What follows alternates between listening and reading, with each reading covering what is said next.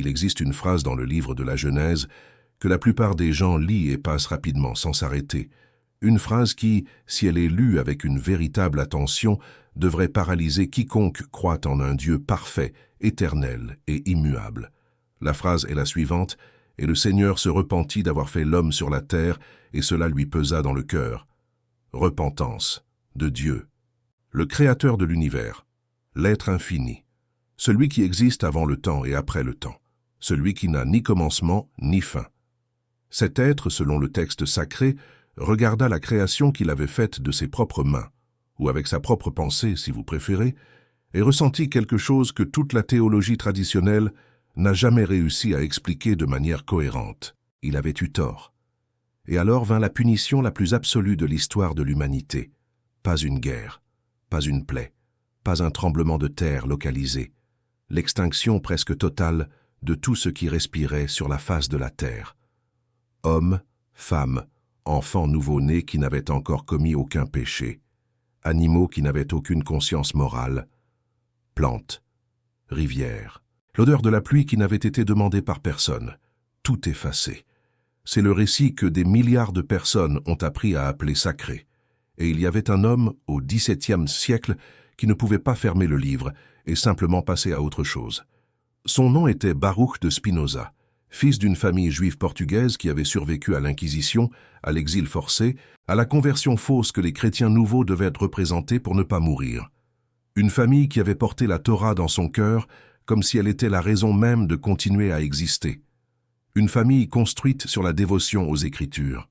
Et pourtant ce fils, cet homme aux yeux sombres, à la pensée précise et au courage absurde, n'était pas capable de lire le récit du déluge et de débrancher la raison. Parce que pour Spinoza, accepter sans comprendre n'était pas une vertu. C'était une fuite. Ce qu'il a fait avec le texte du déluge était quelque chose que aucun philosophe n'avait fait de manière aussi systématique avant lui. Il n'a pas ignoré le texte. Il ne l'a pas attaqué de l'extérieur. Il est entré à l'intérieur. Avec le rigueur d'un mathématicien devant une équation, avec le froid d'un anatomiste devant un corps ouvert. Il a lu chaque verset, chaque contradiction interne, chaque impossibilité logique, et ce qu'il a trouvé là était perturbant non pas parce que cela détruisait la foi, mais parce que cela révélait quelque chose que la foi automatique n'aurait jamais permis de voir. Un Dieu qui se repent ne peut pas être éternel. Un être éternel ne change pas d'avis, car changer d'avis suppose qu'il y avait un état antérieur et un état postérieur, un avant et un après, ce qui est impossible pour quelque chose qui existe en dehors du temps. Un Dieu qui réagit avec colère ne peut pas être immuable. Un Dieu qui détruit par émotion ne peut pas être parfait. Et un Dieu imparfait, instable, guidé par des sentiments, ce n'est pas Dieu au sens philosophique profond du terme. C'est un personnage. Un personnage écrit par des êtres humains à un moment historique spécifique, avec des objectifs politiques, culturels et sociaux très concrets. C'était la thèse de Spinoza. Et elle était si précise, si bien fondée, si difficile à réfuter, que les autorités religieuses d'Amsterdam n'ont trouvé d'autre voie que le silence forcé. En 1656, à l'âge de 23 ans, Spinoza reçut l'érème le plus sévère jamais lancé contre un membre de la communauté juive de cette ville. Les mots de l'interdiction étaient anciens, chargés et absolus. « Maudit sois-tu le jour, et maudit sois-tu la nuit. Maudit au coucher et maudit au lever. Que Dieu ne te pardonne jamais. » Aucune explication officielle n'a été donnée de manière complète. Aucune accusation concrète n'a été enregistrée avec clarté. Juste le silence et l'interdiction que ce jeune homme avait-il vu dans les Écritures qui effrayaient tant les gardiens de la foi. La réponse est éparpillée dans toute son œuvre, dans le traité théologico-politique, dans l'éthique, dans les lettres qu'il a échangées avec les penseurs les plus audacieux de l'Europe du XVIIe siècle. Mais le point de départ, l'endroit où tout commence à se fissurer, est exactement le récit du déluge. Parce que le déluge n'est pas seulement une histoire d'eau et de destruction, c'est une histoire sur la nature de Dieu, sur qui écrit les textes sacrés et pourquoi, sur ce qui se passe lorsqu'une civilisation doit justifier sa propre existence à travers une narration d'élection divine, sur l'abîme entre le Dieu des philosophes et le Dieu des foules. Et Spinoza, contrairement à presque tous les penseurs de son époque, avait la brutalité intellectuelle de dire cela à haute voix. Au cours des prochains blocs, vous allez entrer dans l'esprit de cet homme, vous allez suivre le raisonnement qu'il a construit, ligne par ligne, pierre par pierre, avec une patience et une précision qui ont fait trembler ses contemporains. Vous allez voir le texte de la Genèse d'une manière que vous n'avez probablement jamais vue auparavant. Et vous allez comprendre pourquoi l'histoire du déluge, l'une des narrations les plus anciennes et les plus répétées de l'humanité, porte encore aujourd'hui en elle un secret que les institutions religieuses préfèrent garder enfoui. Spinoza n'avait pas peur de la vérité. La seule chose qui restait était d'avoir le courage de le suivre. Amsterdam, 1650.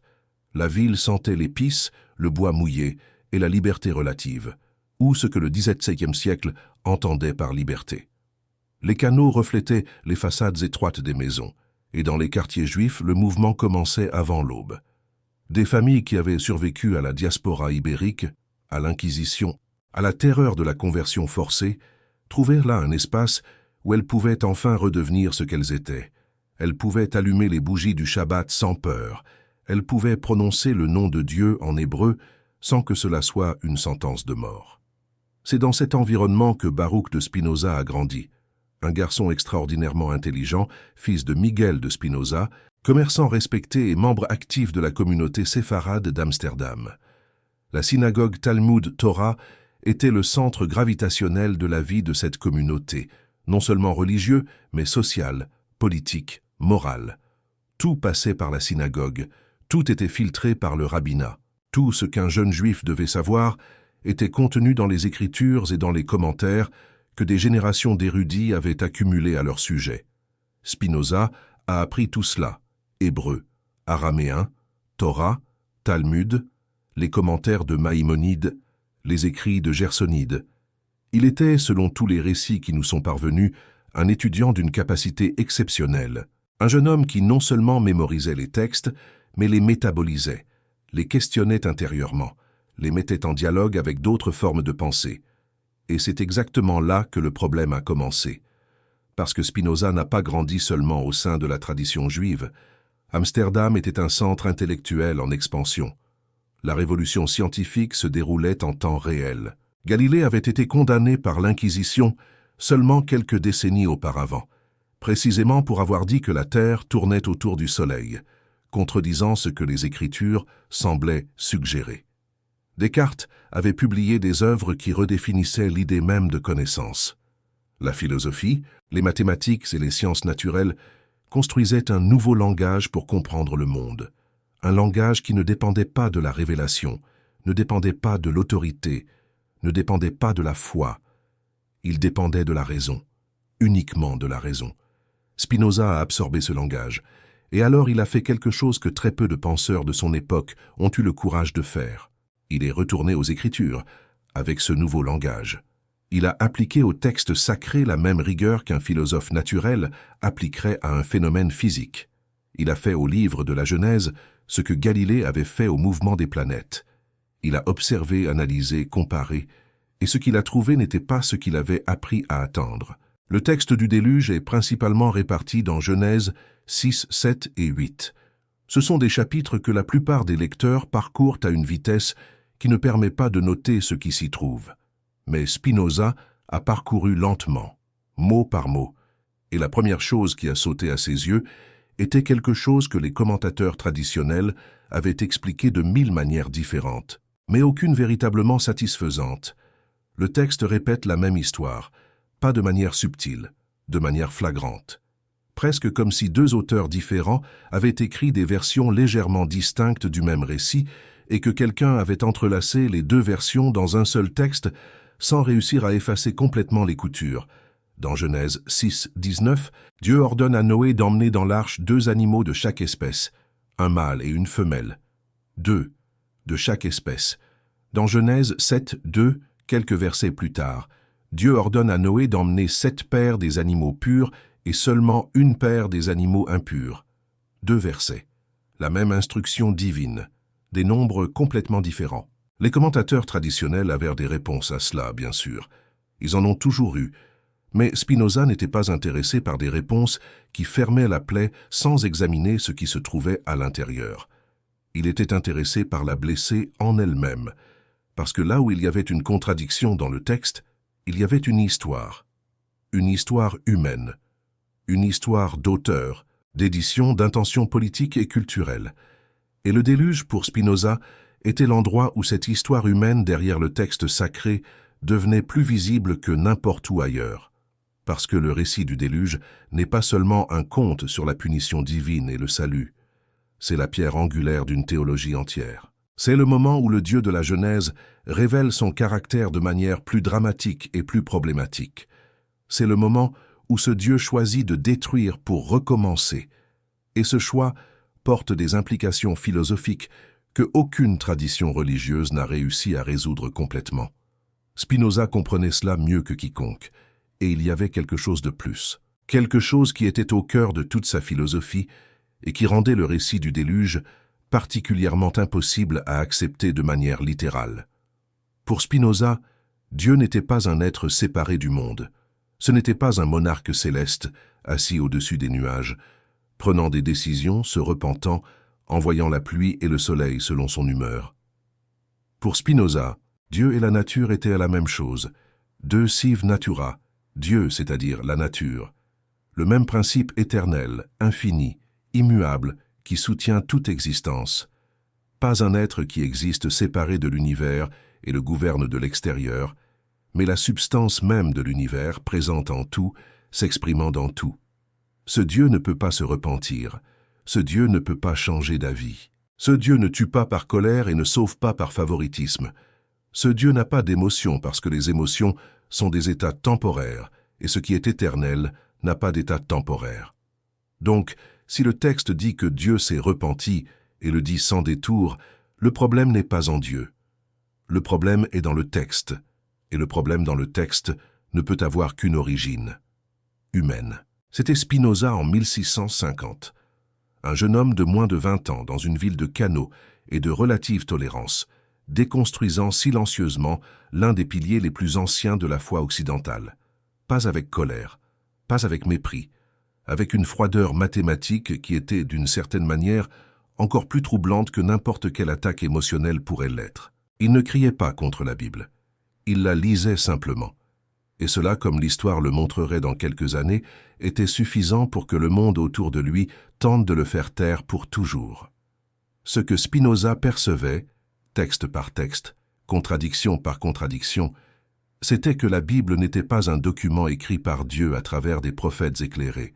C'était un document écrit par des êtres humains concrets, à des moments historiques concrets, avec des besoins politiques et culturels concrets, et que la clé pour comprendre ce que le texte disait, vraiment disait, sous toute la couche de révérence sacrée, était de comprendre qui l'avait écrit, quand et pourquoi. Cette méthodologie, que nous appelons aujourd'hui critique historique des textes bibliques, et que tout étudiant en théologie apprend à l'université, était, au XVIIe siècle, une bombe. Une bombe que Spinoza construisait pièce par pièce, en silence, au fond d'un magasin d'articles importés à Amsterdam. Et le déluge était l'endroit où il avait trouvé le premier détonateur. Il existe un exercice que Spinoza faisait et que n'importe qui peut faire aujourd'hui, maintenant même, sans avoir besoin de formation philosophique ou théologique. C'est un exercice simple, presque inconfortablement simple. Vous prenez le texte du déluge et vous le lisez comme s'il s'agissait d'un rapport, comme s'il s'agissait d'un document qui doit être vérifié. Pas avec la disposition d'un croyant qui cherche l'édification, pas avec la disposition d'un athée qui cherche des munitions, avec la disposition de quelqu'un qui veut comprendre ce que le texte affirme réellement, et si ce qu'il affirme est cohérent en interne. Spinoza a fait cet exercice avec une précision que le XVIIe siècle avait rarement vue. Et ce qu'il a trouvé dans le texte du déluge, lorsqu'il était lu de cette manière, était un cumul de problèmes qui devenaient impossibles à ignorer. Le premier problème était géographique. Genèse 7, 19 affirme sans aucune ambiguïté que les eaux du déluge ont couvert toutes les hautes montagnes qui étaient sous tout le ciel. Toutes, sous tout le ciel. Le langage ne permet pas d'interprétation alternative. Le texte dit qu'il n'y avait aucun point émergé nulle part sur la planète. Genèse 7, 20 complète. Les eaux sont montées 15 coudées au-dessus des montagnes. Une coudée équivalait à environ 45 cm. 15 coudées équivalent à un peu moins de 7 mètres, 7 mètres au-dessus du mont Everest. Pour couvrir l'Everest d'eau, il faudrait un volume d'eau qui n'existe tout simplement pas sur Terre. Les océanographes et hydrologues modernes estiment que toute l'eau présente sur la planète, dans les océans, dans les glaciers, dans les aquifères souterrains, dans l'atmosphère, dans tout, serait insuffisante pour couvrir les grandes chaînes de montagnes. Pour atteindre le sommet des montagnes les plus hautes d'Asie, il faudrait environ 3 fois plus d'eau que ce qui existe dans toute l'hydrosphère terrestre. Spinoza n'avait pas accès à l'hydrologie moderne, bien sûr, mais il avait accès à la logique. Et la logique lui disait qu'un événement de telle proportion laisserait des marques. Des marques géologiques, des marques culturelles, des marques dans la mémoire collective de toutes les civilisations de la planète. Si toute la Terre avait été couverte par l'eau jusqu'à 7 mètres au-dessus de l'Everest, les Égyptiens le sauraient, les Babyloniens le sauraient, les Chinois le sauraient. Les civilisations d'Amérique, que les Européens du XVIIe siècle connaissaient à peine, le sauraient. Et ici se trouvait un fait que Spinoza, avec sa formidable capacité de synthèse, comprenait clairement. Le déluge universel était un récit qui apparaissait dans de nombreuses cultures. Les Babyloniens avaient l'épopée de Gilgamesh, avec son propre héros et sa propre arche. Les Grecs avaient Deucalion. Les Hindous avaient Manu. Il y avait des récits de grandes inondations répandus dans des cultures qui n'avaient jamais eu de contact entre elles. Pour les interprètes traditionnels, cela confirmait le déluge. Tant de cultures racontant le même événement devait être la preuve qu'il avait eu lieu. Pour Spinoza, la conclusion était inverse et beaucoup plus intéressante.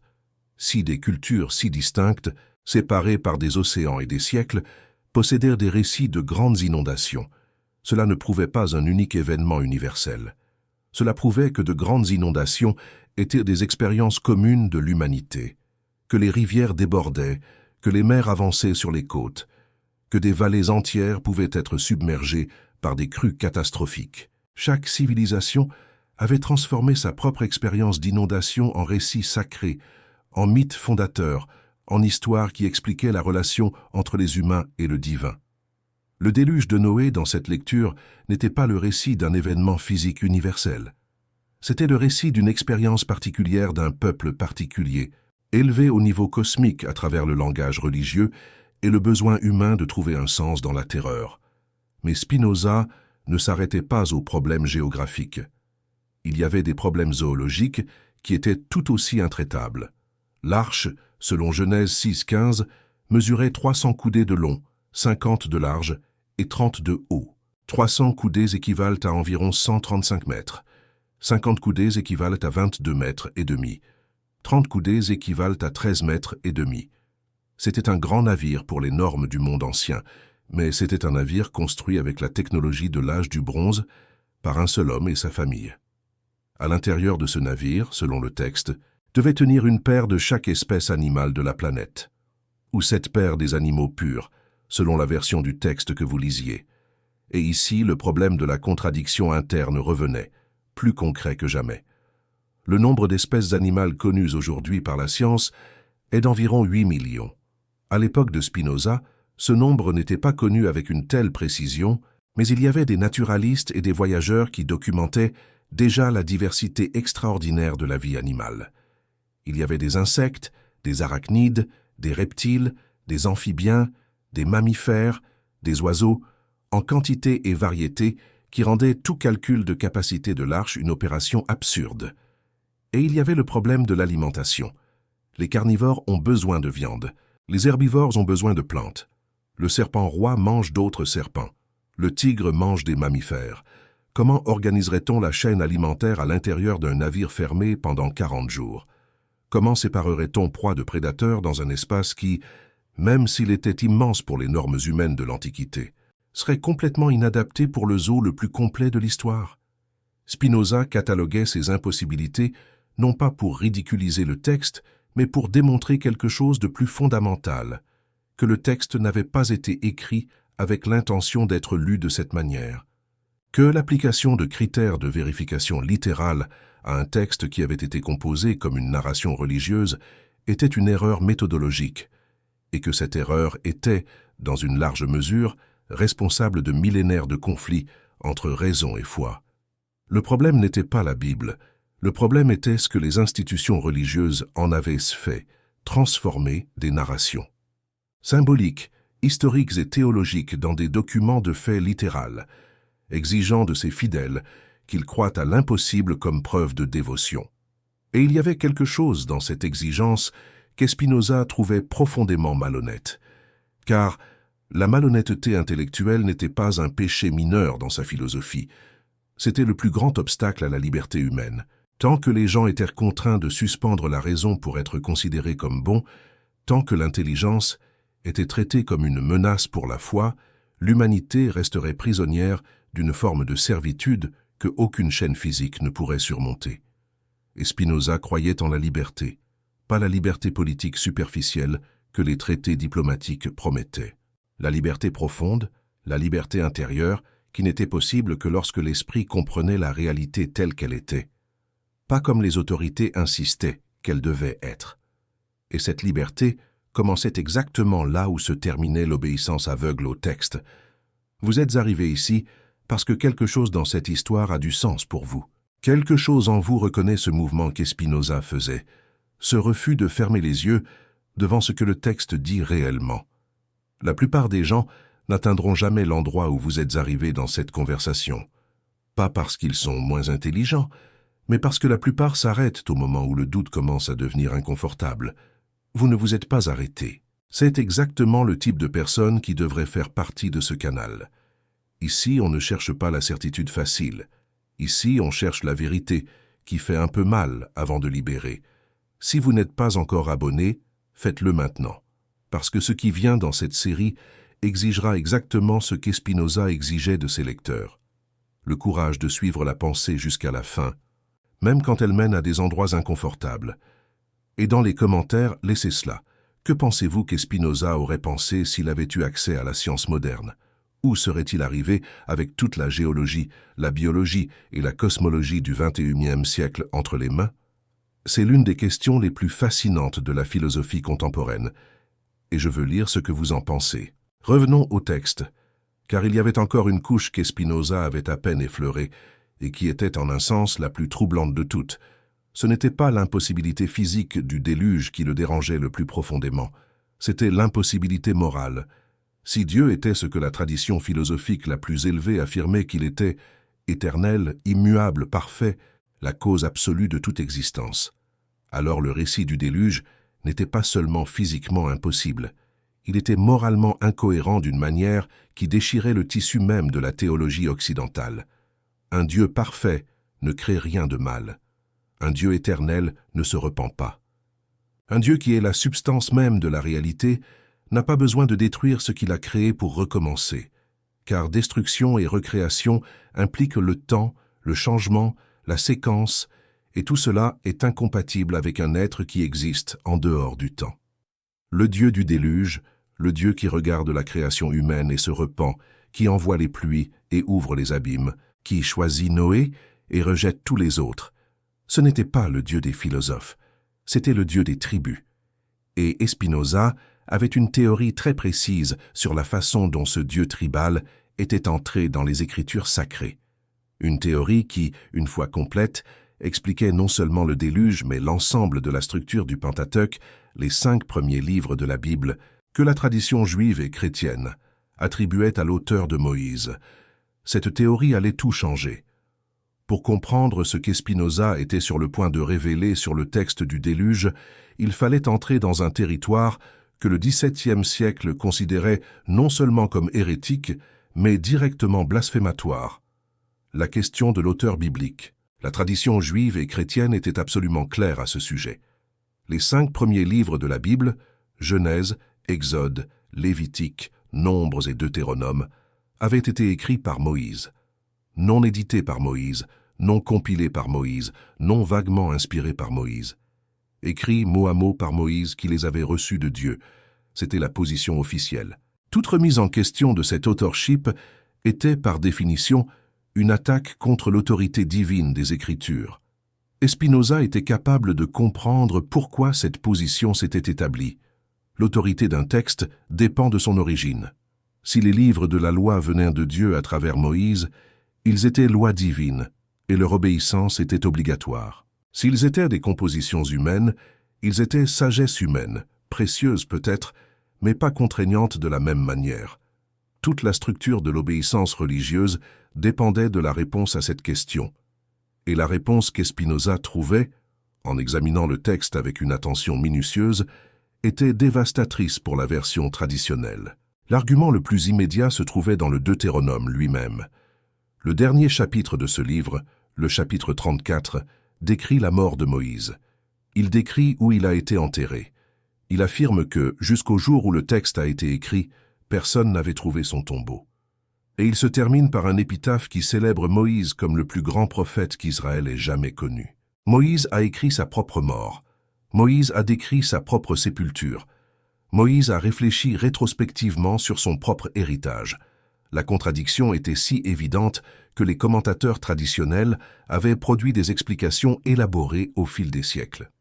La plus courante était que Dieu avait révélé à Moïse, prophétiquement, les événements qui se produiraient après sa mort et que Moïse les avait enregistrés à l'avance. C'était une solution qui préservait l'autorité mosaïque au prix d'une contorsion logique considérable. Pour Espinoza, c'était plus simple. Quelqu'un avait écrit sur Moïse après que Moïse soit mort.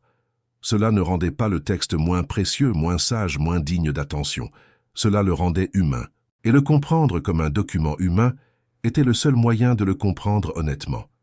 Mais il y avait des problèmes plus répandus dans le texte, des problèmes qui ne se concentraient pas sur un seul chapitre dramatique comme la mort de Moïse. Il y avait des incohérences de style, des changements de vocabulaire, des variations dans le nom utilisé pour désigner Dieu qui suggéraient fortement que le texte qui nous est parvenu n'était pas l'œuvre d'un seul auteur à un seul moment historique, mais une compilation de sources multiples, fusionnées par un éditeur qui avait travaillé à un moment beaucoup plus tard. Et le déluge était l'endroit où cette pluralité de voix devenait plus audible. La contradiction entre les deux animaux et les 7 pères qu'Espinoza avait remarquées n'était pas accidentelle, ce n'était pas une erreur de copiste. C'était la marque de 2 traditions distinctes qui avaient été entrelacées dans le texte. Les chercheurs modernes appellent ces traditions des sources documentaires. Et il faudrait 2 siècles après Espinoza pour développer la théorie qu'il avait pressentie avec des outils beaucoup plus primitifs. Il y avait une tradition, que les chercheurs modernes appellent la source javiste, parce qu'elle utilise le nom de Yahvé pour Dieu, qui avait un style plus narratif, plus anthropomorphique, plus enclin à dépeindre Dieu avec des émotions humaines. C'était dans cette source que Dieu se repentait, que Dieu parlait à Adam et Ève dans le jardin pendant l'après-midi, que Dieu venait personnellement vérifier ce qui se passait à Sodome et Gomorrhe. Il y avait une autre tradition, la source sacerdotale, plus formelle, plus juridique, plus préoccupée par les chiffres et les listes et les généalogies, qui avait une théologie plus abstraite, un Dieu plus distant et plus majestueux, qui créait par la parole et n'avait pas besoin de venir personnellement vérifier quoi que ce soit. Dans le récit du déluge, ces 2 traditions avaient été cousues l'une dans l'autre. L'instruction de prendre 2 animaux venait d'une source. L'instruction de prendre 7 pères venait de l'autre. Et l'éditeur qui avait unifié les 2 traditions n'avait pas réussi, ou n'avait pas essayé, d'éliminer complètement les coutures. Pour Espinoza, c'était la preuve la plus claire qu'il regardait un document composé de couches. Et comprendre ces couches était le prérequis pour comprendre ce que le texte signifiait réellement. Pas ce que les autorités religieuses disaient que cela signifiait, mais ce qu'il avait dit aux communautés qu'il avait créées, vécues et transmis. Mais il y avait une dimension encore plus profonde dans l'enquête d'Espinoza, une dimension qui allait au-delà de la critique textuelle et atteignait le cœur de sa philosophie politique. Pourquoi les communautés créent-elles des récits de destruction divine? La réponse qu'Espinoza développait était directement liée à sa théorie sur la nature de l'imagination prophétique et sur la fonction politique de la religion dans les sociétés prémodernes. Les êtres humains, disait Espinoza, ne comprennent pas le monde à travers la raison pure. La raison pure est une capacité qui doit être développée, cultivée, entraînée, et que la plupart des gens ne développent jamais complètement, non par incapacité intellectuelle, mais simplement parce que la vie quotidienne ne l'exige pas. La plupart des gens comprennent le monde à travers l'imagination, à travers des images, des histoires, des symboles, des personnages, des drames. La religion, dans cette perspective, était le langage de l'imagination collective. C'était la façon dont les communautés organisaient leur compréhension du bien et du mal, de l'ordre et du chaos, de la vie et de la mort. Et les prophètes, les auteurs des textes sacrés, étaient des personnes dotées d'une imagination extraordinairement puissante, capables de traduire des intuitions morales et spirituelles en récits que toute la communauté pouvait absorber. Cela ne rendait pas les récits faux au sens simple du terme. Cela les rendait vrais d'une manière différente, vrais comme les métaphores sont vraies, vrais comme l'art est vrai. Ils contenaient une sagesse réelle, des enseignements réels, des perceptions réelles sur la condition humaine. Mais ils n'étaient pas des reportages, ils n'étaient pas des documentaires, ils étaient des poèmes, des mythes, des récits symboliques, transmis par des communautés qui avaient besoin d'un langage pour parler de ce qu'elles ne pouvaient pas verbaliser autrement. Le déluge, dans cette lecture, était le récit d'une communauté qui avait vécu une catastrophe, possiblement une inondation historique réelle, possiblement la destruction d'un monde culturel connu, et qui avait élaboré cette expérience en une histoire sur l'élection divine, sur la possibilité de survivre au chaos, sur l'alliance entre Dieu et le peuple élu qui émergeait de l'autre côté de la destruction. Ce n'était pas un document scientifique sur l'hydrologie, c'était un document psychologique sur la façon dont les êtres humains survivent à la fin du monde qu'ils connaissent. Et Spinoza, curieusement, avait un profond respect pour cette fonction. Il ne méprisait pas le mythe. Il méprisait l'insistance à traiter le mythe comme s'il s'agissait de science, à forcer les gens à croire littéralement à l'impossible comme condition pour appartenir à la communauté. Cette insistance ne servait pas Dieu. Elle servait les institutions qui parlaient au nom de Dieu. Et il y avait une énorme différence entre les deux. Pour comprendre la profondeur du problème que Spinoza voyait dans le récit du déluge, il faut entrer dans le cœur de sa métaphysique. Pas de manière technique, pas avec le vocabulaire aride qui éloigne les lecteurs de la philosophie académique, mais de la manière dont il la concevait lui-même, comme une question de voir la réalité telle qu'elle est, sans distorsion, sans concession, sans le voile confortable des illusions que les institutions religieuses et politiques fabriquaient pour maintenir les foules dans l'obéissance. La question centrale était la suivante. Quel type d'être est Dieu? La théologie traditionnelle, tant juive que chrétienne que musulmane, construisait Dieu à partir d'un paradoxe qui était rarement reconnu comme tel. D'une part, Dieu était décrit en termes absolument transcendants. Éternel, immuable, omniscient, omnipotent, parfait sous tous les aspects, existant au-delà du temps et de l'espace. D'autre part, les textes sacrés décrivaient ce même Dieu accomplissant des actions qui étaient intrinsèquement temporelles, relationnelles et émotionnelles. Il créait, il aimait, il s'irritait, il se repentait, il faisait des alliances, il punissait, il récompensait. Ces deux descriptions ne pouvaient coexister sans contradiction. Spinoza le voyait avec une clarté mathématique. Un être éternel ne peut agir dans le temps, car toute action implique un changement d'état. Il y avait un moment avant l'action et un moment après. Un être immuable ne peut se repentir, car le repentir est précisément la transition d'un état mental à un autre. Un être omniscient ne peut être surpris par les choix humains, car le surpris, par définition, ne savait pas ce qui allait se passer. Un être parfait ne peut désirer quoi que ce soit, car le désir implique un manque, la perception que quelque chose qui devrait être présent ne l'est pas. Le Dieu que le livre de la Genèse dépeignait dans le récit du déluge, un Dieu qui avait créé les êtres humains avec des espoirs et des attentes, qui avait vu ces attentes frustrées, qui avait ressenti la douleur du repentir, qui avait pris la décision dramatique de détruire presque tout pour recommencer. Ce Dieu était incompatible avec tous les attributs que la théologie philosophique avait soigneusement construits pour lui. Et Spinoza n'était pas disposé à accepter la sortie facile que la plupart des théologiens utilisaient, la sortie du langage anthropomorphique. La tradition théologique avait développé une réponse standard à ce problème, connue sous le nom de voie négative ou apophatisme. Lorsque le texte sacré décrit Dieu avec des attributs humains, colère, amour, repentir, il ne fait pas d'affirmation littérale sur la nature divine, mais utilise un langage approximatif pour communiquer des vérités qui dépassent la capacité du langage humain à exprimer. En d'autres termes, lorsque la Bible dit que Dieu s'est repenti, cela ne veut pas dire que Dieu s'est réellement repenti au sens humain. Elle utilise le langage du repentir parce que c'est le langage que les humains comprennent, pour communiquer quelque chose qui est au-delà des mots. Spinoza pensait que cette solution était intellectuellement malhonnête. Non pas parce que le principe de la voix négative était absurde, en fait, il y avait une sagesse véritable dans cette tradition, et il le reconnaissait. Mais parce que les mêmes autorités religieuses qui invoquaient la voix négative pour expliquer les problèmes théologiques du texte étaient celles qui exigeaient une foi littérale dans la punition du déluge, dans la réalité physique de l'arche, dans le miracle des eaux qui couvraient les montagnes.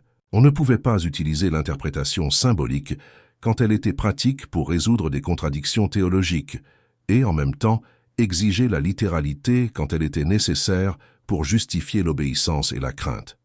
C'était de l'incohérence, et l'incohérence pour Spinoza était le signe qu'il y avait un intérêt caché opérant derrière le discours. Mais revenons à ce qu'il proposait à la place.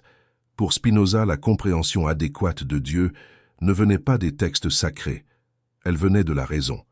Et la raison, lorsqu'elle était appliquée avec suffisamment de rigueur, parvenait à une conclusion qui était à la fois plus simple et plus radicale que toute théologie traditionnelle n'avait osé proposer. Dieu n'était pas un être séparé du monde. Dieu était la propre substance dont le monde était constitué, la réalité entière, toute la matière, toute l'énergie, toute la pensée, toute l'extension, tout ce qui existe sous n'importe quelle forme, était une seule substance avec des attributs infinis, et cette substance était ce que nous appelons Dieu ou nature, ou réalité. Les noms étaient secondaires, le concept était le même. Dieu sive natura. Dieu, c'est-à-dire la nature. Dans cette conception, Dieu ne pouvait se repentir car il n'y avait pas deux moments, un avant et un après, pour que le repentir se produise. Dieu ne pouvait pas envoyer un déluge comme punition, car la punition implique une agence séparée de l'événement. Une volonté qui intervient de l'extérieur vers l'intérieur de la réalité. Dieu ne pouvait pas choisir Noé, car le choix implique une préférence, et la préférence implique qu'il y a quelque chose que Dieu préfère ne pas être, une imperfection. Tout ce qui existe, existe nécessairement.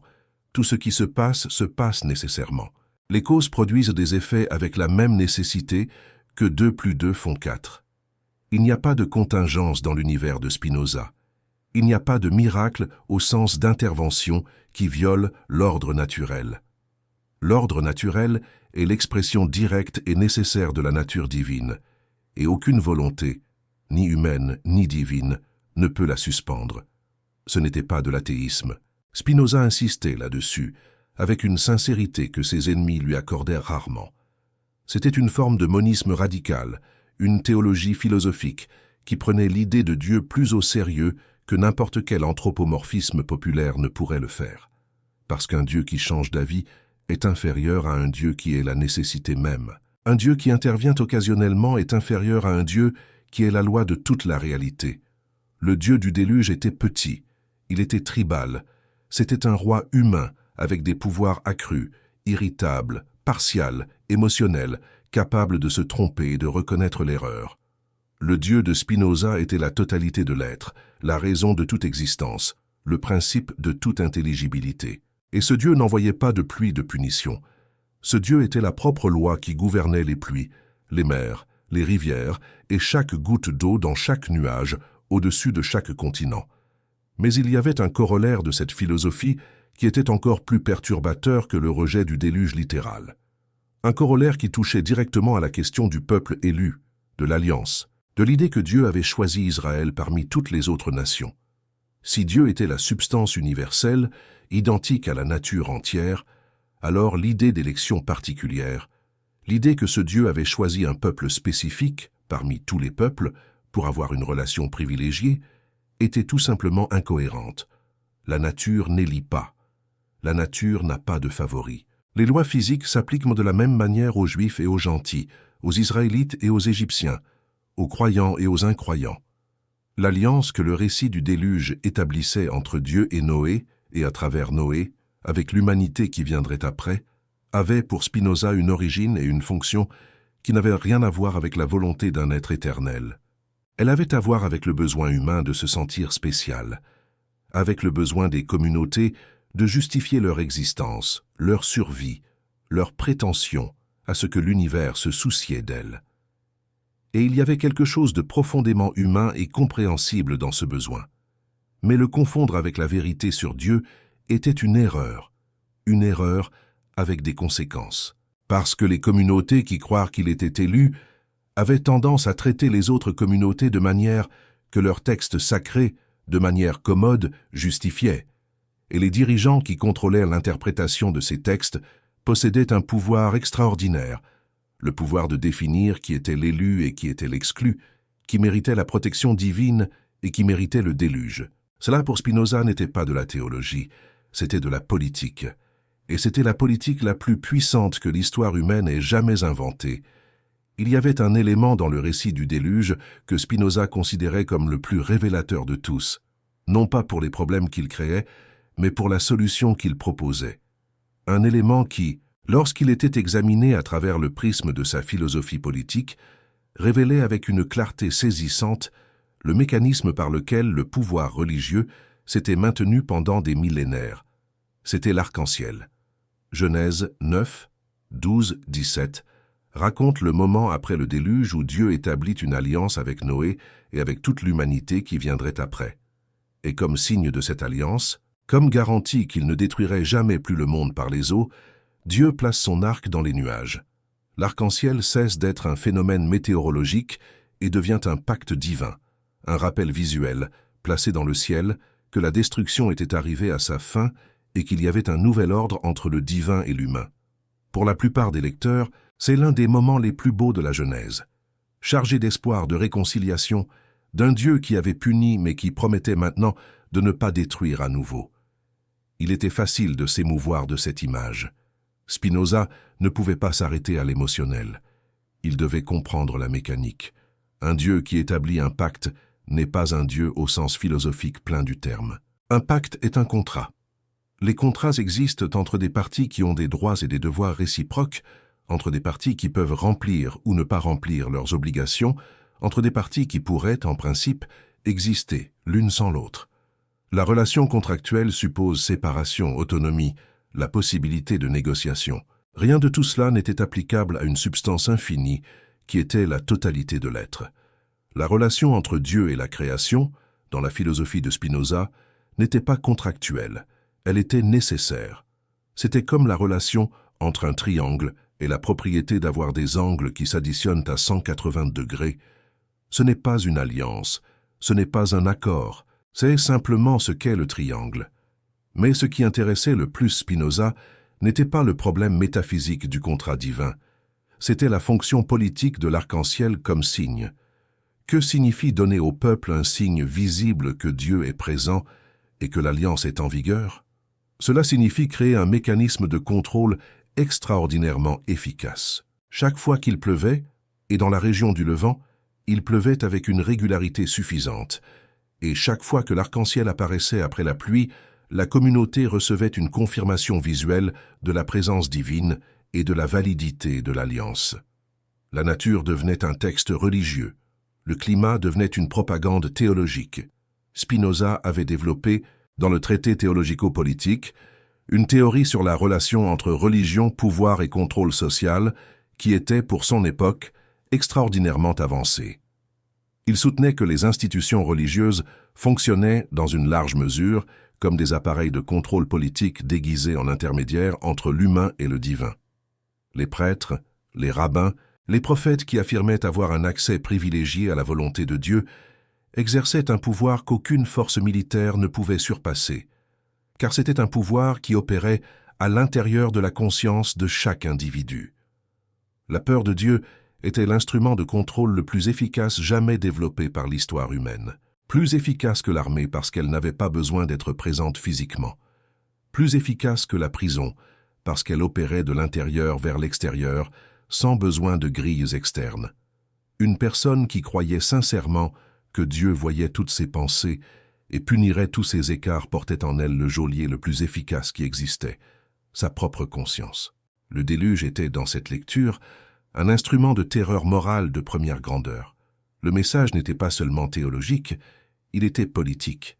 Il disait « Regardez ce qui se passe lorsque l'humanité s'éloigne du chemin que Dieu a prescrit. Regardez ce qui se passe lorsque le peuple élu abandonne l'alliance. Le monde entier peut être détruit. Nous avons survécu parce que Dieu nous a choisis. Ceux qui ne suivront pas nos lois mettent en danger non seulement eux-mêmes, mais toute la communauté.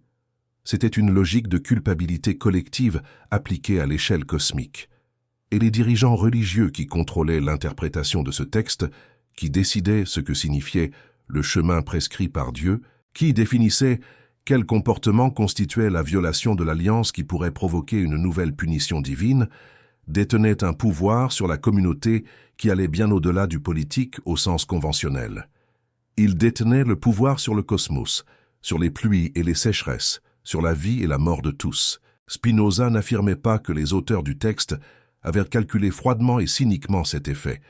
Il était plus sophistiqué que cela. Beaucoup des prophètes et des écrivains sacrés étaient des personnes sincèrement convaincues, sincèrement motivées par des expériences spirituelles qu'ils comprenaient comme des expressions de l'imagination à son niveau le plus élevé. Ils avaient produit des textes qui contenaient une véritable sagesse morale.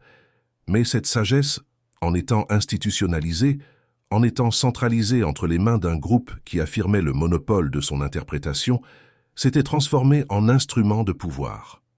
Et le déluge était l'exemple le plus dramatique de cela, parce que le déluge disait quelque chose que aucun autre récit biblique ne disait avec autant de clarté.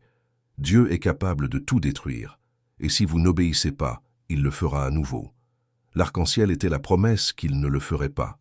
Mais la promesse n'avait de valeur que si la menace était réelle, et la menace n'était réelle que si les gens continuaient à croire. Maintenir cette croyance vivante était le travail des institutions religieuses, et elles avaient développé au fil des millénaires une efficacité extraordinaire dans cette tâche. Il y avait un fait historique que Spinoza connaissait bien et qui rendait cette analyse encore plus concrète. L'histoire du peuple d'Israël telle que narrée dans les textes sacrés était une histoire de cycle d'obéissance et de désobéissance, de bénédiction et de punition. Lorsque le peuple obéissait aux lois de Dieu, il prospérait. Lorsqu'il s'en écartait, venait la punition, sécheresse, défaite militaire, exil. C'était un schéma narratif si cohérent qu'il constituait pratiquement le squelette de toute l'histoire biblique. Pour la foi traditionnelle, c'était la confirmation de la réalité de l'Alliance, la preuve historique que Dieu intervenait réellement dans l'histoire du peuple élu, en fonction du respect ou de la violation de l'Alliance. Pour Spinoza, c'était quelque chose de différent. C'était la preuve que le texte avait été écrit par des personnes qui partageaient une théorie sur le fonctionnement du monde et qui interprétaient les événements historiques, conquêtes, défaites, récoltes fertiles, sécheresses, à la lumière de cette théorie. Non pas parce que la théorie était correcte, mais parce que c'était le prisme à travers lequel il lisait le monde. C'était une perception extraordinairement moderne. Ce que Spinoza décrivait était ce que la philosophie et la psychologie moderne appelleraient un biais de confirmation opérant à une échelle civilisationnelle. Les communautés qui croyaient à la théorie de l'alliance divine interprétaient tout ce qui leur arrivait dans cette structure narrative. Lorsque les choses allaient bien, c'était parce que Dieu était satisfait de l'obéissance. Lorsque les choses allaient mal, c'était parce que quelqu'un avait violé l'alliance et toute la communauté en payait le prix. C'était une structure qui rendait la théorie irréfutable par définition. Tout événement pouvait y être intégré. Et tout leader qui affirmait savoir ce que Dieu exigeait détenait le pouvoir d'expliquer n'importe quel malheur et de prescrire n'importe quelle solution. Spinoza voyait cela. Il voyait avec une clarté qui était troublante parce qu'elle impliquait une conclusion que très peu de personnes de son époque étaient prêtes à accepter, que le Dieu des textes sacrés n'était pas le Dieu que les philosophes cherchaient lorsqu'ils interrogèrent la cause première de toute existence. C'était un personnage politique, un récit de pouvoir, un outil, et que la véritable liberté humaine ne serait possible que lorsque les gens apprendraient à distinguer entre les deux choses. Il y avait une dimension de l'enquête de Spinoza qui est souvent sous-estimée lorsqu'on discute de sa critique biblique. Il n'était pas simplement un démolisseur. Il n'était pas intéressé à prouver que le déluge n'avait pas eu lieu et à laisser la question à ce point négatif. Son intérêt était plus profond, plus constructif et d'une certaine manière plus perturbant que la simple négation. Spinoza était intéressé à comprendre ce qui se cachait derrière le texte, ce qui était là avant que les couches de théologie, d'édition sacerdotale, de systématisation religieuse, ne soit déposé sur les événements originaux. Et quand il regardait cette couche plus profonde, ce qu'il trouvait était quelque chose qui rendait le déluge plus, et non moins, digne d'attention philosophique. Il y avait quelque chose qui s'était produit. Pas nécessairement de la manière dont le texte le décrivait, mais quelque chose de réel, quelque chose vécu, quelque chose de suffisamment puissant pour que ma communauté entière le transformât en récit fondateur, en mythe qui expliquait sa propre origine, sa propre relation avec la divinité, sa propre compréhension du cosmos. Cela n'était pas inhabituel. Spinoza était suffisamment versé dans les cultures de l'Antiquité méditerranéenne pour savoir que des récits de grandes inondations existaient dans pratiquement toutes les traditions connues. L'épopée de Gilgamesh, le texte littéraire le plus ancien que l'humanité connaisse, contient un récit de déluge extraordinairement similaire à celui de la Genèse. Un héros averti par un dieu, une arche construite, des animaux embarqués, la destruction de toute l'humanité, une colombe envoyée pour vérifier si les eaux avaient baissé. Les similitudes entre les deux textes étaient si spécifiques qu'elles étaient impossibles à attribuer à la coïncidence.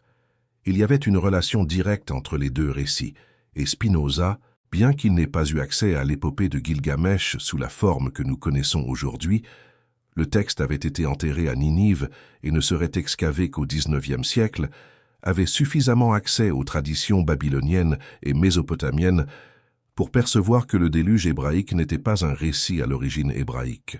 C'était un récit qui était parvenu au peuple d'Israël à travers son contact avec les civilisations de la vallée des deux fleuves, particulièrement durant la période de l'exil babylonien, lorsque des communautés entières d'Israélites furent déportées à Babylone et passèrent des générations en contact direct avec la culture et la mythologie mésopotamienne. Cela ne faisait pas du texte biblique un plagiat. Cela en faisait ce que la plupart des récits culturels sont, une adaptation, une réinterprétation, une appropriation de matériel narratif existant pour servir de nouveaux objectifs théologiques et identitaires. Ce que les écrivains et éditeurs bibliques avaient fait avec le matériel du déluge mésopotamien était précis et intelligent. Ils l'avaient transformé en un récit sur leur propre Dieu, leur propre héros, leur propre alliance. Ils avaient universalisé un récit qui avait probablement commencé comme l'enregistrement d'une catastrophe locale, possiblement l'une des grandes inondations de la vallée mésopotamienne, qui se produisait avec une régularité historique documentée, et l'avaient transformé en récit cosmique, en histoire de l'origine du monde actuel, en fondement de l'alliance entre le peuple d'Israël et son Dieu. C'était une opération littéraire et théologique de grande sophistication. Et Spinoza avait du respect pour cette sophistication, même tout en déconstruisant les prétentions d'historicité littérale du récit. Mais il y avait une implication de cette analyse qui allait au-delà de la simple question de l'auteur ou de l'historicité. Et c'était une implication qui touchait à l'un des thèmes les plus centraux de la philosophie de Spinoza, la distinction entre l'universel et le particulier. Si le déluge était un récit qui avait existé dans de multiples cultures avant d'être incorporé à la Bible, s'il était l'une des formes que l'humanité avait développées pour élaborer l'expérience de la catastrophe naturelle et trouver un sens dans le chaos, alors il appartenait à l'humanité entière. Ce n'était la propriété exclusive d'aucune tradition. C'était le patrimoine de la pensée humaine, l'une des grandes métaphores à travers lesquelles les êtres humains, dans des cultures différentes et à des moments historiques différents, avaient tenté de donner forme à la terreur de l'anéantissement et à l'espoir de la survie. Dans cette perspective, la question de savoir si le déluge avait eu lieu littéralement était une question relativement triviale. La question importante était une autre.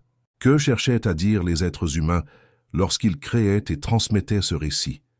Qu'y avait-il en elle qui résonnait si profondément qu'elle traversait des frontières culturelles, linguistiques et temporelles pour rester vivante des millénaires après sa création? Spinoza voyait deux réponses entrelacées. La première concernait la fragilité. Le récit du déluge capturait quelque chose que l'expérience humaine la plus basique confirmait à maintes reprises, que le monde tel que nous le connaissons peut prendre fin, que l'ordre que nous considérons comme naturel et permanent est, d'une certaine manière, contingent, vulnérable, sujet à des ruptures catastrophiques qui échappent au contrôle humain. Les inondations étaient réelles. Les tsunamis étaient réels. Les crues qui détruisaient des villes entières étaient réelles. L'expérience de perdre en un seul événement tout ce qui avait pris des générations à construire faisait partie de la vie humaine à n'importe quelle latitude et à n'importe quelle période historique. Le récit du déluge était, en partie, une façon d'élaborer cette fragilité, de lui donner une forme narrative, de la placer dans une histoire avec un début, un milieu et une fin, de transformer la terreur du chaos en quelque chose qui pouvait être raconté, transmis, compris. La deuxième réponse concernait l'élection. Et ici, l'analyse de Spinoza devenait politiquement plus précise et plus troublante, parce que le récit du déluge n'était pas seulement sur la fragilité universelle, il était sur la survie particulière. Parmi tous les êtres humains qui existèrent dans le monde, un a été choisi pour survivre. Parmi toutes les familles, une a été sauvée. Parmi tous les peuples, un a eu accès à l'arche.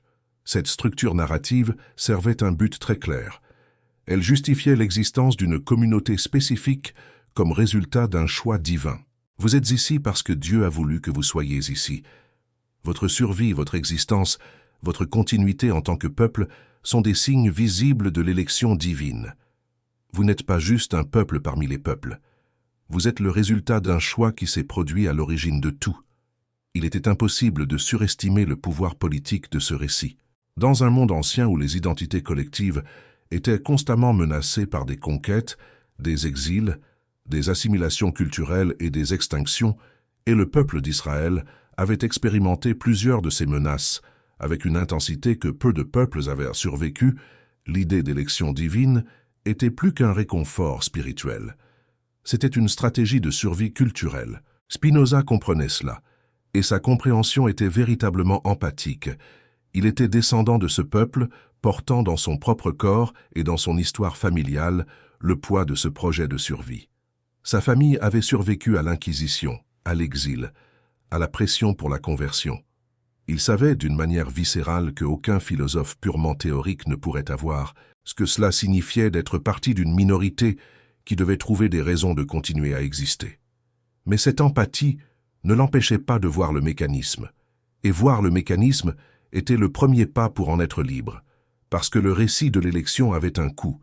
Il avait le coût de diviser le monde en élus et non élus, en inclus dans l'alliance et exclus de l'alliance. Et cette division, lorsqu'elle était poussée à ses conséquences politiques, produisait des résultats que Spinoza, fils de l'illuminisme radical néerlandais, ne pouvait accepter. Une société libre, et la liberté était pour Spinoza la valeur la plus élevée, devait être construite sur des principes qui soient universellement valables, applicables à tous les êtres humains indépendamment de leur origine, de leur tradition, de leur appartenance religieuse. Pas sur des récits d'élection qui, par définition, laissaient la majorité de côté. Le déluge, dans cette lecture finale, était le symbole d'un modèle politique d'organisation sociale qui avait épuisé son utilité historique. Il avait servi son but dans un monde où les communautés avaient besoin de récits mythiques pour survivre, mais dans un monde où la raison commençait à offrir un fondement plus solide pour la vie collective, un monde que Spinoza voyait naître autour de lui à Amsterdam, dans la pensée des philosophes naturels, dans les constitutions politiques, qui commençaient à parler de droits universels. Persister dans ce modèle était un acte de lâcheté intellectuelle, et Spinoza n'était pas lâche. Le 27 juillet 1656, Baruch de Spinoza se réveilla comme un homme qui appartenait à un monde. Le lendemain matin, il se réveilla comme un homme qui n'appartenait à aucun. L'excommunication, ou érem, en hébreu, n'était pas une mesure inhabituelle dans la vie des communautés juives de l'époque. C'était un instrument disciplinaire utilisé pour réguler le comportement des membres, pour punir les écarts théologiques, moraux ou sociaux, pour forcer le retour à la conformité. La plupart des érem étaient temporaires. Elles duraient des semaines ou des mois, aboutissaient à une sorte de réconciliation publique avec les autorités communautaires, et la vie continuait. L'érem de Spinoza fut différente à pratiquement tous les égards. Elle fut permanente. Elle fut totale. Elle fut prononcée avec un langage de malédiction qui était, même pour les normes du XVIIe siècle, extraordinairement sévère.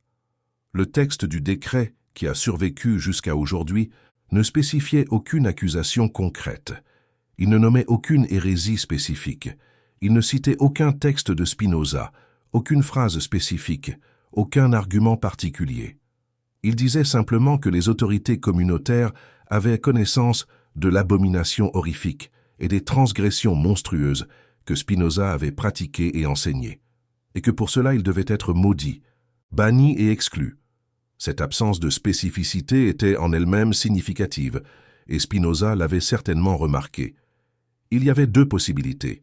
La première était que les autorités ne voulaient pas donner de publicité aux idées spécifiques de Spinoza en les nommant dans le document officiel, parce que nommer les idées était d'une certaine manière les divulguer, et la divulgation était ce qu'ils craignaient le plus.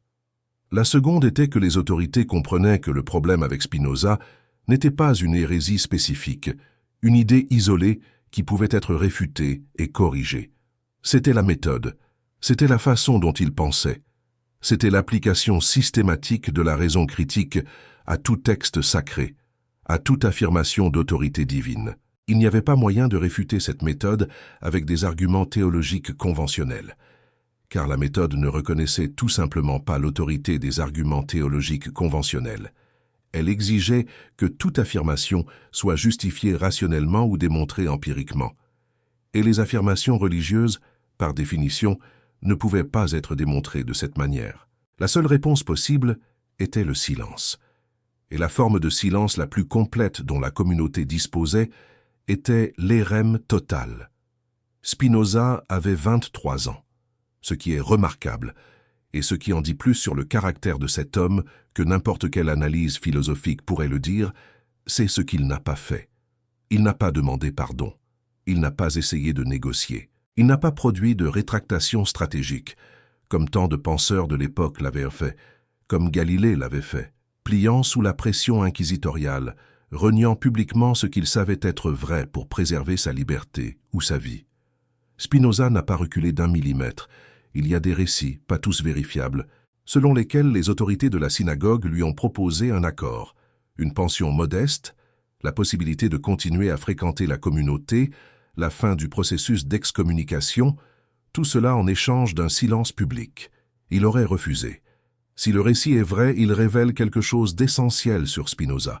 Pour lui, le silence avait un coût moral que aucun bénéfice matériel ne pouvait compenser. Il avait vu, avec toute la clarté de son intelligence extraordinaire, quelque chose qu'il considérait comme vrai. Il avait développé, avec tout le rigueur de sa méthodologie philosophique, des arguments qu'il considérait solides.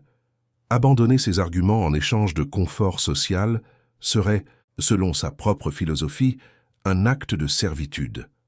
La pire servitude, la servitude volontaire, le renoncement à sa propre raison en échange d'appartenance.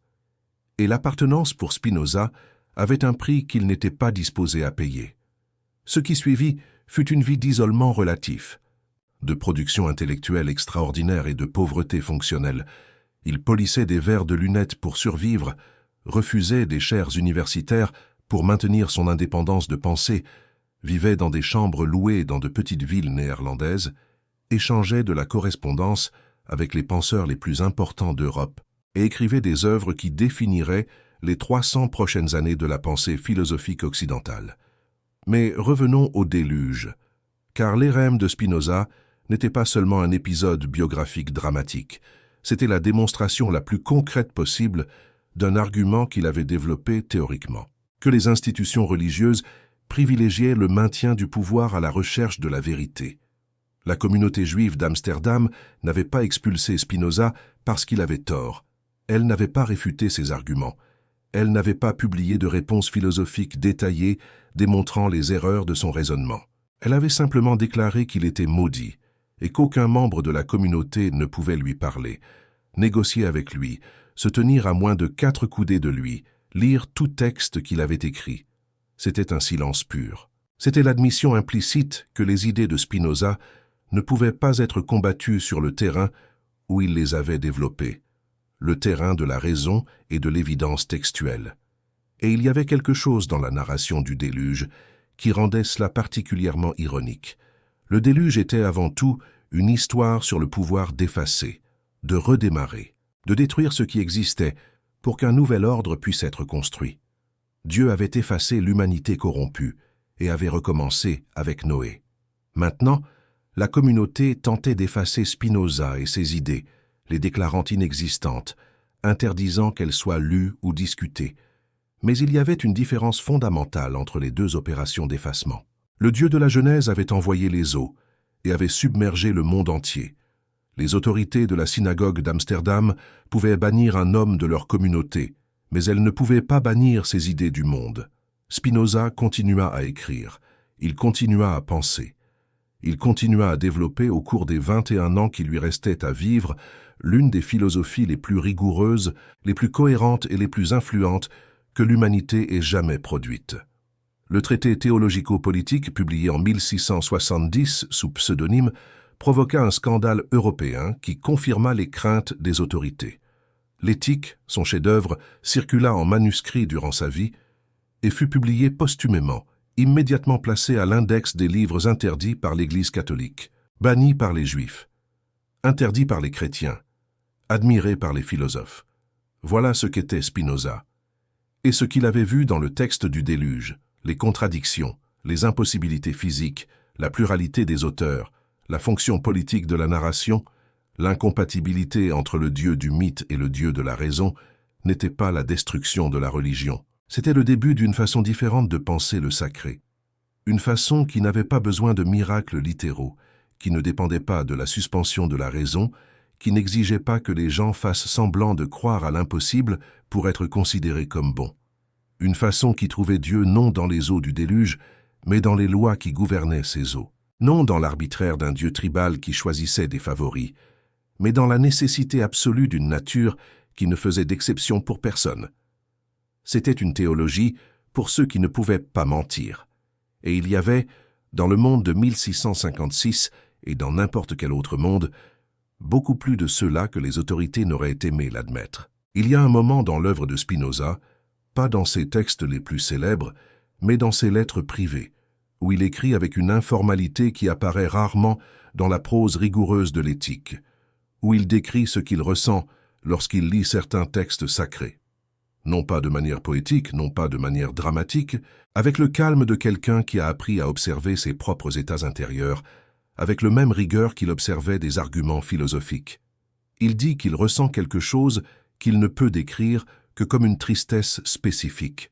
Pas la tristesse du non-croyant qui regarde les croyants avec condescendance, mais la tristesse de quelqu'un qui voit des gens véritablement bons, véritablement en quête de quelque chose de réel, être tenu à distance de ce quelque chose de réel par des structures qui existent pour servir d'autres intérêts. Cette tristesse traverse toute sa philosophie, et elle devient particulièrement audible lorsqu'il écrit sur le déluge. Car le déluge n'était pas seulement un problème théologique pour Spinoza, c'était un symbole, et ce qu'il symbolisait, dans sa lecture la plus profonde, était la question la plus fondamentale de l'existence humaine. Comment les êtres humains répondent-ils au chaos? Le chaos était réel. Spinoza n'avait pas besoin de la Genèse pour le savoir. Il était né dans une famille marquée par le chaos historique le plus brutal. L'Inquisition, l'exil, la persécution. Il avait grandi dans une ville où la prospérité cohabitait avec la fragilité, où les canaux pouvaient déborder, où les armées d'autres puissances pouvaient apparaître à l'horizon. Il avait vécu suffisamment longtemps pour voir des épidémies balayer des quartiers entiers, pour voir des fortunes disparaître en une semaine de mauvais temps dans l'océan Atlantique, pour voir les puissants tomber avec la même inévitabilité que les impuissants étaient tombés avant eux. Le chaos était constitutif de l'existence. C'était une partie de ce que signifiait être un être fini dans un univers infini. Et la narration du déluge était, à l'un de ses niveaux les plus profonds, une réponse à ce chaos, une réponse qui disait « Le chaos n'est pas l'état définitif de l'univers. Sous le chaos, il y a un ordre. Sous la destruction, il y a un but. Sous les eaux qui montent, il y a une arche qui flotte.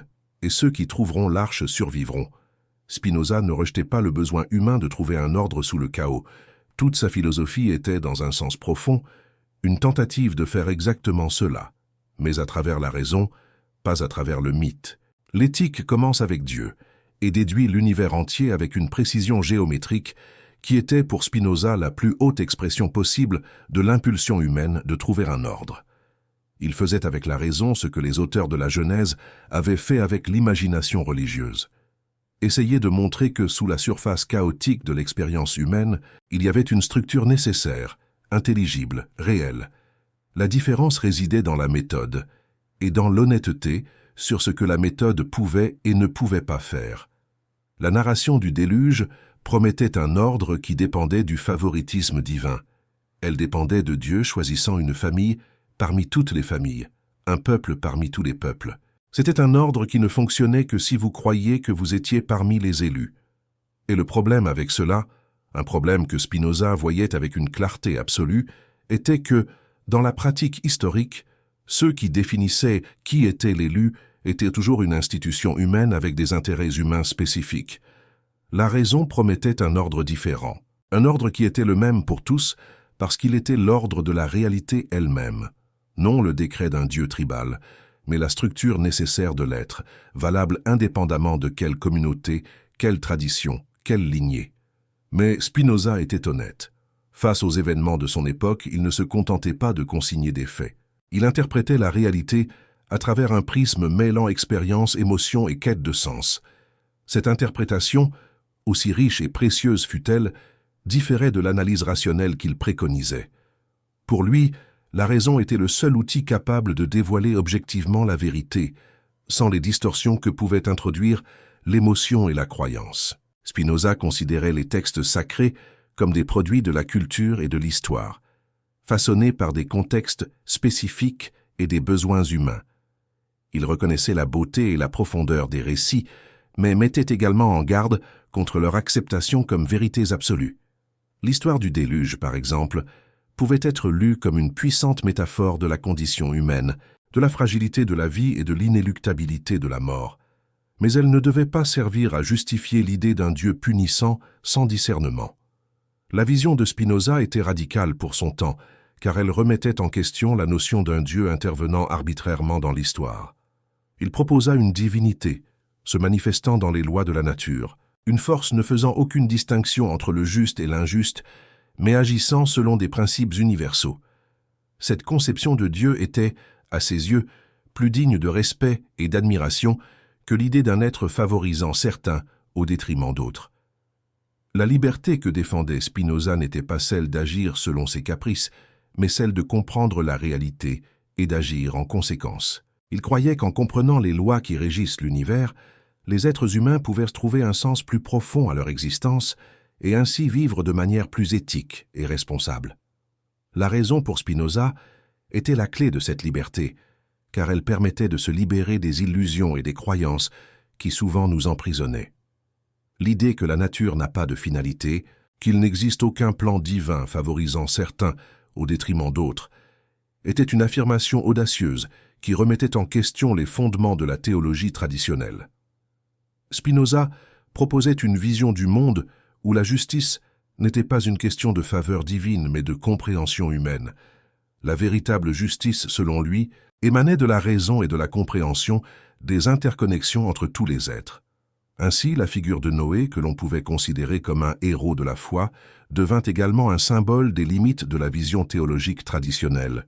Noé fut sauvé, mais le récit n'offrait pas d'explication satisfaisante à la destruction de tous les autres. Spinoza contesta ce récit, s'interrogeant sur ce qui n'allait pas chez ceux qui périrent et sur les raisons pour lesquelles la justice divine semblait si arbitraire. La quête d'une compréhension plus profonde de la réalité amena Spinoza à remettre en question non seulement les récits religieux, mais aussi les structures de pouvoir qui les sous-tendaient. Il considérait la religion comme une construction sociale qui, tout en pouvant apporter réconfort et sens, pouvait aussi servir à justifier l'oppression et l'injustice. La liberté de questionner ces récits et de rechercher une vérité plus universelle était, pour lui, un impératif moral. En définitive, l'œuvre de Spinoza nous invite à une réflexion critique sur les croyances qui façonnent nos vies. Il nous encourage à dépasser les récits qui nous ont été transmis et à rechercher une compréhension plus profonde de la nature et de notre place dans l'univers. La liberté de questionner, de douter et de chercher la vérité est, selon lui, la voie vers une vie plus riche et plus pleine de sens. Et cette liberté, à son tour, constitue la véritable essence de l'éthique, qui ne repose ni sur des dogmes, ni sur des autorités, mais sur la capacité humaine de raisonner et de comprendre. Inondation dévastatrice, et y voyait un message sur la relation entre l'humanité et le cosmos, ne fabriquait pas un mensonge. Il faisait exactement ce que l'imagination humaine fait à son niveau le plus élevé. Trouver un motif dans le chaos, un sens dans la terreur, une forme dans l'informe. Le problème n'était pas l'imagination prophétique. Le problème était l'institutionnalisation de l'imagination prophétique comme vérité littérale contraignante. Au moment où la vision poétique d'un prophète était transformée en décret théologique, au moment où la métaphore narrative devenait un fait historique obligatoire, au moment où remettre en question l'historicité de Noé et de l'Arche devenait équivalent à remettre en question l'existence de Dieu, à ce moment-là, la sagesse contenue dans le texte était séquestrée au service du pouvoir institutionnel. Les auteurs du déluge n'avaient pas écrit un rapport d'ingénierie navale. Ils avaient écrit une méditation sur la survie, sur l'élection, sur la relation entre la fragilité humaine et l'ordre cosmique. C'était une méditation qui contenait de réelles intuitions sur des conditions réelles de l'existence. Mais les réelles intuitions étaient enterrées sous des couches de littéralisme qui exigeaient l'impossible et punissaient le questionneur. Spinoza voulait creuser de nouveau jusqu'aux intuitions. Il voulait récupérer ce qu'il y avait de véritable dans les textes sacrés. La sagesse morale, la profondeur psychologique, la compréhension de la fragilité humaine, sans l'appareil de contrôle qui avait été construit autour d'eux. C'était un projet qui exigeait paradoxalement de lire la Bible plus sérieusement que ses gardiens institutionnels ne la lisaient. Car la prendre au sérieux signifiait comprendre ce qu'elle disait réellement, d'où elle venait, ce qu'elle avait signifié pour ceux qui l'avaient écrite et transmise, non ce que les autorités du présent avaient besoin qu'elles disent pour maintenir leur position. Et dans cette lecture plus profonde, le déluge se transformait. Il cessait d'être un événement hydraulique impossible et devenait ce qu'il avait toujours été, l'histoire d'un peuple essayant de survivre à la fin du monde qu'il connaissait, essayant de trouver, dans les eaux qui détruisaient, la promesse de terre sèche de l'autre côté. C'était une histoire sur nous, sur l'espèce entière, sur la capacité humaine à continuer d'exister face à l'insupportable. Lue de cette manière, elle n'avait pas besoin d'être littérale pour être vraie. Spinoza est mort en 1677, à 44 ans, probablement de tuberculose aggravée par les décennies passées à inhaler de la poussière de verre en polissant des lentilles. Il est mort dans une chambre louée à La Haye, seul au sens institutionnel, sans famille qui le reconnaisse, sans communauté religieuse qui le revendique, sans académie qui l'ait abrité.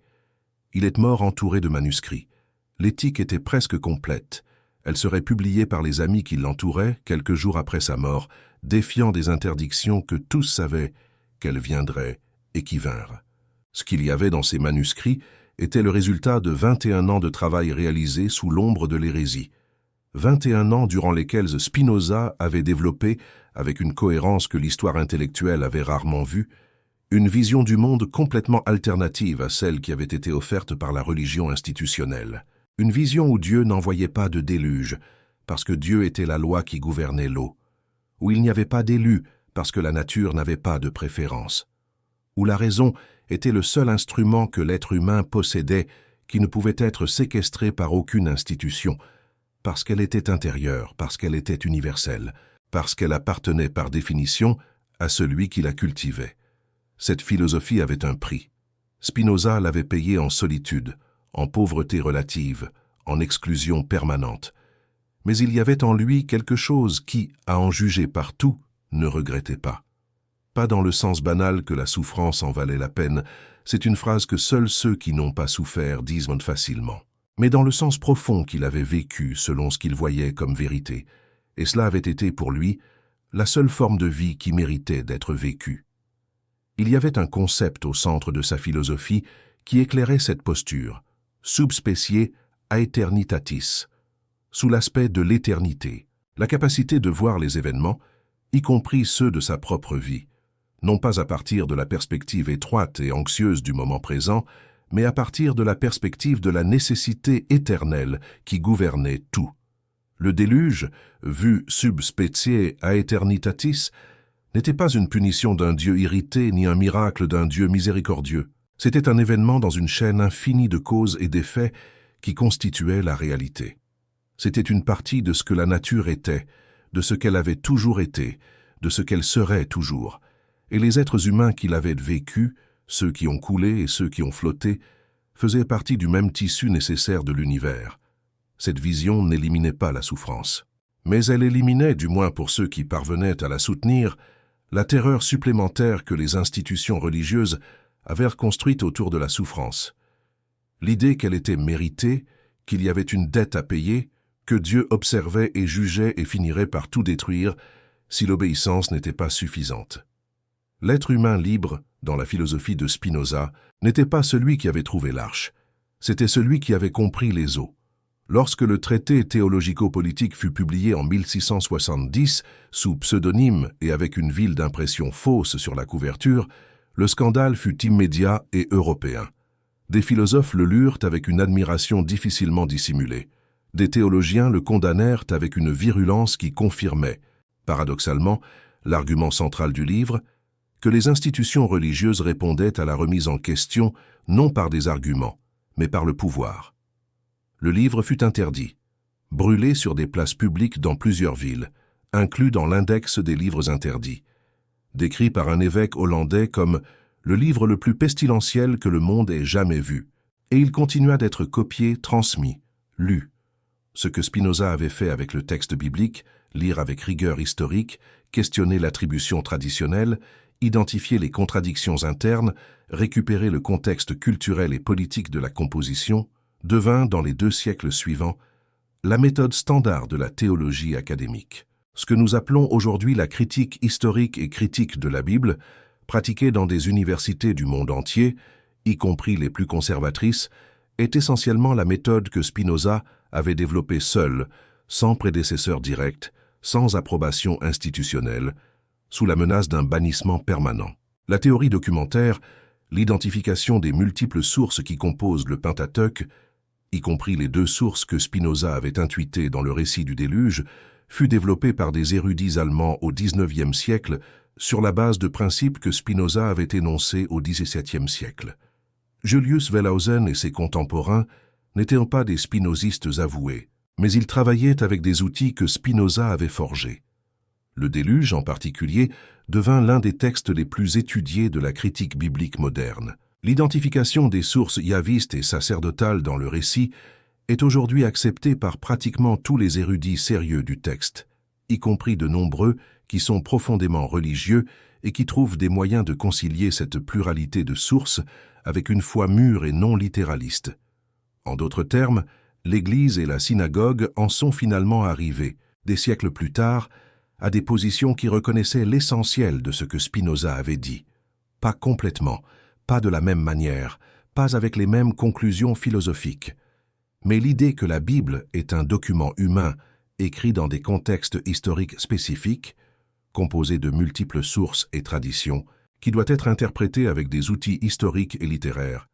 Cette idée, qui avait justifié une excommunication permanente en 1656, est aujourd'hui enseignée dans des séminaires catholiques et dans des facultés juives de théologie. L'homme qu'on avait tenté d'effacer était devenu le fondement invisible de la méthode qu'ils utilisaient pour comprendre les textes qu'ils juraient de protéger. Il y avait une ironie dans cette trajectoire que Spinoza aurait certainement appréciée. Pas avec amertume, pas avec triomphalisme, avec le calme de celui qui avait compris depuis le début que la vérité n'avait pas besoin de victoire immédiate, que les idées correctes avaient la structure de la nécessité et que le nécessaire, tôt ou tard, se manifeste. Sub specie aeternitatis, il aurait toujours raison. C'était juste une question de temps. Il y a une question que la philosophie de Spinoza pose, de manière oblique mais inévitable, à quiconque la prend au sérieux. Une question qui n'est explicite dans aucun de ses textes, mais qui émerge naturellement lorsque l'on suit ses arguments jusqu'à la fin. Si le déluge n'était pas littéral, si Noé n'a pas construit une arche en bois de 3 étages, si les eaux n'ont pas couvert l'Everest, si Dieu ne s'est pas repenti ni n'a choisi un survivant parmi tous, que reste-t-il? Pour Spinoza, la réponse était tout ce qui compte. Parce que ce que le mythe du déluge capturait, sous toute l'impossibilité physique, toutes les contradictions textuelles, toute l'instrumentalisation politique, était quelque chose que aucune déconstruction rationnelle ne pouvait éliminer. Quelque chose qui appartenait non au domaine de la croyance ou de l'histoire, mais au domaine de l'expérience humaine universelle. Tout être humain connaît le déluge, non pas comme un événement externe, comme une expérience intérieure. Il y a des moments dans la vie où tout ce que nous avons construit est submergé, où le monde que nous connaissions cesse d'exister en une quantité de temps que cela ne semble pas suffisant pour contenir une perte si grande. En regardant les débris de ce que nous étions, nous réalisons qu'il n'y a pas de retour possible, que la seule direction disponible est vers l'avant, dans quelque chose d'inconnu, dans une existence qui n'a pas encore de forme. Ce sont les véritables déluges.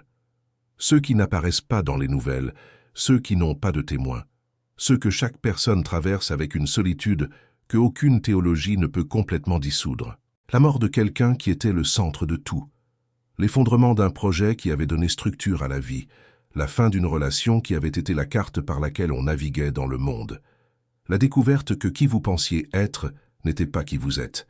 Ce sont les 40 jours et 40 nuits, ce sont les eaux qui montent, et l'arche réelle, pas celle en bois de cyprès à 3 étages, est ce qui vous permet de continuer à exister dans l'impossible.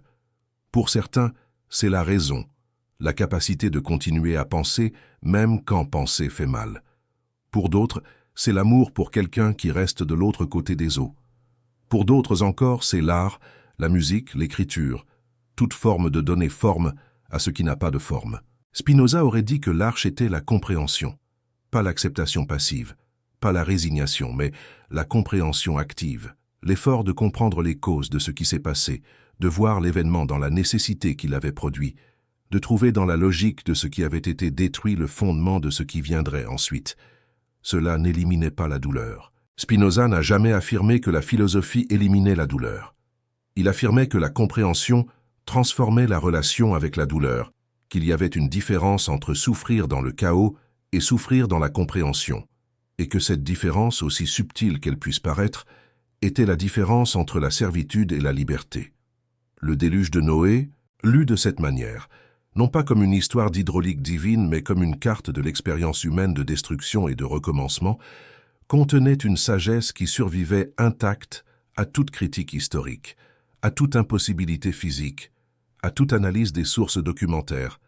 Elle contenait la vérité que les êtres humains coulent et flottent, qu'il y a des fins qui semblent totales et ne le sont pas, que de l'autre côté des 40 nuits apparaît quelque chose, non promis par aucune alliance, non garanti par aucun dieu tribal, mais présent néanmoins, avec la même nécessité avec laquelle l'arc-en-ciel apparaît après la pluie, non pas parce que Dieu l'a suspendu dans le ciel comme un signe de pacte, mais parce que la lumière et l'eau, obéissant aux lois de la physique, produisent nécessairement ces couleurs. La nécessité de la nature, pour Spinoza, n'était pas froide. C'était la chose la plus fiable qui existait. Et il y avait à faire confiance au nécessaire plutôt qu'à la fantaisie d'un Dieu qui pouvait changer d'avis, une forme de paix que les promesses contingentes ne pourraient jamais offrir. Revenons au début, revenons à la phrase qui a tout ouvert. Et le Seigneur se repentit d'avoir fait l'homme sur la terre.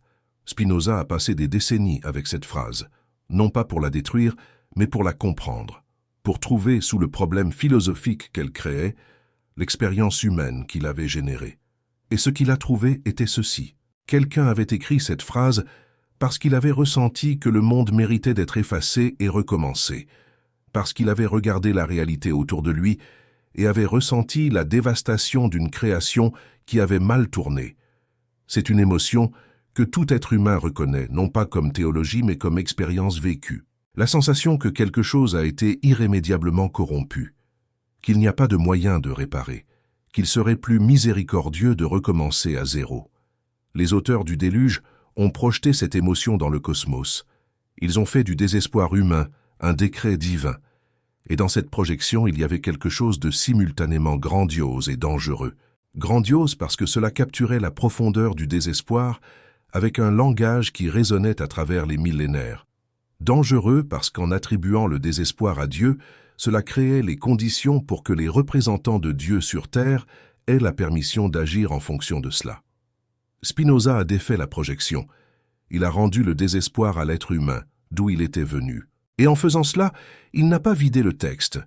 Il l'a rempli de quelque chose de différent, de responsabilité, d'humanité, de la possibilité que, si le monde avait été endommagé par des choix humains pouvaient travailler à le réparer. Un Dieu qui se repent transfère à lui la responsabilité de l'état du monde.